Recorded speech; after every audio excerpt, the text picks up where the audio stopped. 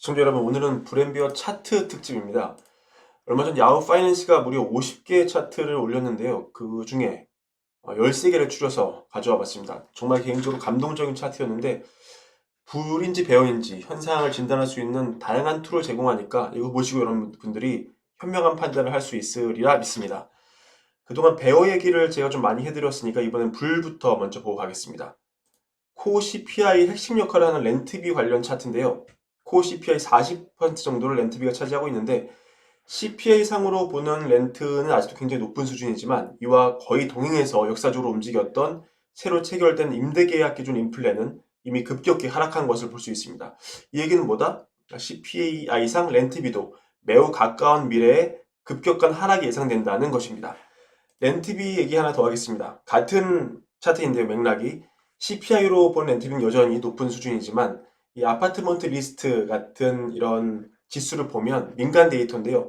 임대료가 이미 크게 둔화되고 있는 걸 알 수 있습니다. 결국은 근원 CPI의 40%를 차지하는 주거비는 이미 빠르게 하향하고 있다가 되겠습니다. 비슷한 그래프 하나 더 보겠습니다. 이건 최근에 주목받고 있는 슈퍼코어 인플레인데요. 코어 인플레에서 주거비마저 뺀 거죠.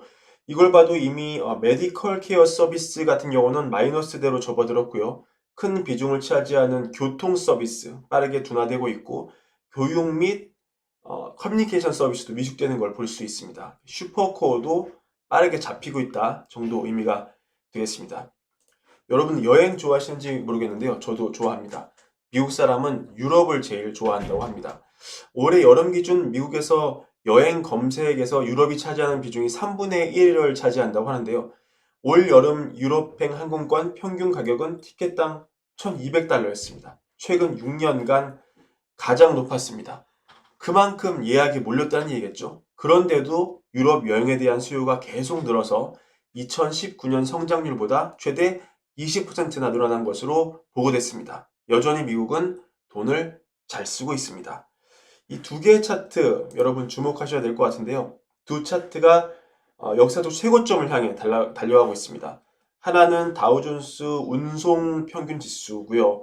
다른 하나는 산업 생산 지수인데요. 이게 복합해서 의미를 하자면 미국 경제가 산업 생산으로 뭘 만들고 나르는 일련의 모든 것, 이와 관련한 차트가 이 두 개라고 볼 수 있겠죠. 경제가 얼마나 활발한지를 알 수 있는 경쟁을 보여주는 핵심 지표라 볼 수 있는데, 두 지수가 이미 52주 신고가를 넘었고 사상 최고치에 근접해 있습니다. 만약에 이게 사상 최고치에 근접해서 넘는다, 그러면 진정한 의미의 불마켓을 의미하는 걸 수도 있습니다. 이건 말이 필요 없는 차트인데요. 미국도 굉장히 우여곡절을 많이 겪었죠.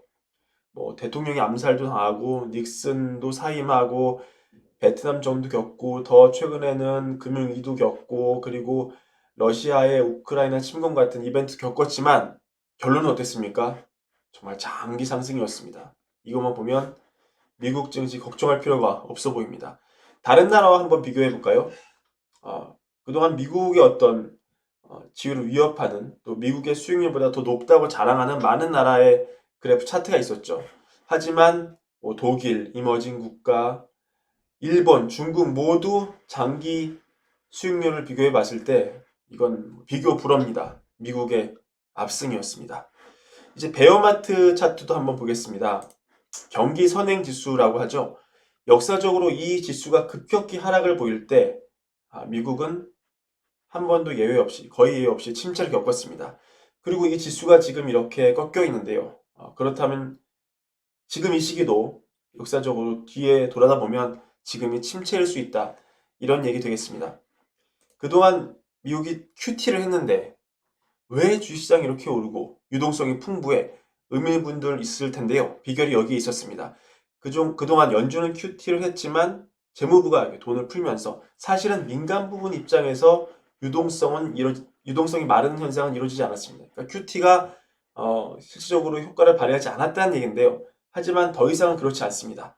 타이트한 통화 정책이 민간에도 영향을 주고 있다는 게 그래프로 나타나고 있습니다. 유동성이 마르고 있다는 뜻이 되겠습니다. 위의 두 그래프는 연준의 자산과 연준 자산의 시큐리티를 의미하는데요. 이것과 S&P 500 지수는 거의 동행해 왔습니다. 하지만 최근 들어서 최근 한 1년 동안 이 동행에 엇박자가 나고 있죠. 그렇다면 장기적으로 봤을 때 얘가 얘에 마저 맞게 변해야하는 게 맞는 걸까요? 아니면 얘가 얘에 맞게 움직이는 게 맞는 걸까요? 어떤 게 더 현명한 논리인지는 여러분들이 한번 판단해 주시면 좋을 것 같습니다. 세금만큼 정확하게 돈이 움직이는 걸 보여주는 게 없을 것 같습니다. 미국 GDP에서 소비가 차지하는 비중은 무려 70%입니다. 그동안은 코로나 이후에 미국이 돈을 워낙 많이 풀어서 지갑에 그냥 바로 쏴줬기 때문에 돈을 벌지 않아도 소비할 수 있었습니다. 하지만 지금 과잉저축은 올해 안에 바닥을 보일 것이라 전망이 되고 결국 미국 사람들은 잘 벌어야 쓸 수 있게 됩니다.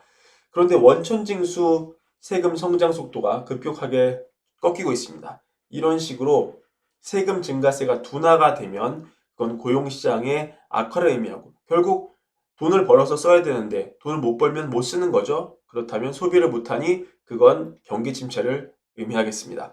이미 소비의 질적인 측면이 감소하고 있다는 증거가 나오는데요. 보시면 레스토랑에 간 사람들이 좀 더 싼 음식을 찾는 그런 경향이 나오고 있고요. 한 번 시킬 때 내는 요금도 줄고 있고 메뉴당 가짓수도 줄이고 있습니다. 이렇게 식당에서까지 내는 돈을 줄인다면, 식당에서조차 돈이 아까워서 메뉴를 줄인다면 비싼 가전이나 옷 같은 소비도 당연히 줄일 것으로 예측이 됩니다. 무엇보다 근로자의 자신감이 줄어들지가 의문인데요. 지표를 보시면 이렇게 실업률의 절대값이 낮은 상황에서도 역사적으로 봤을 때 실업률의 절대값이 그러니까 이 증가세가 올라가는 측면에서는 실업률이 낮은 상태임에도 경기 침체가 왔다는 것을 볼 수 있습니다. 그동안 미국 고용은 여러 가지 복합 변수에 의해서 강했고 그래서 근로자 자신감이 높아졌는데요. 만약 이번에도 지금 절대값은 낮지만 실업률이 올라가는 국면을 맞아서 근로자들이 직업 안정성에 대해 불안한 심리를 가진다면 그게 소비 위축으로 이어지면서 경기 침체를 자극할 수 있겠습니다. 자, 오늘 저와 함께 차트 살펴보시느라 고생이 많으셨습니다. 정말 개인적으로 도움이 되는 내용이 많았다고 생각하는데요. 여러분들도 이거 참고하셔서 현명한 판단, 투자 판단 꼭 하시기를 바라겠습니다. 내용 좋으셨다면 잊지 말고 구독과 좋아요 부탁드립니다. 감사합니다.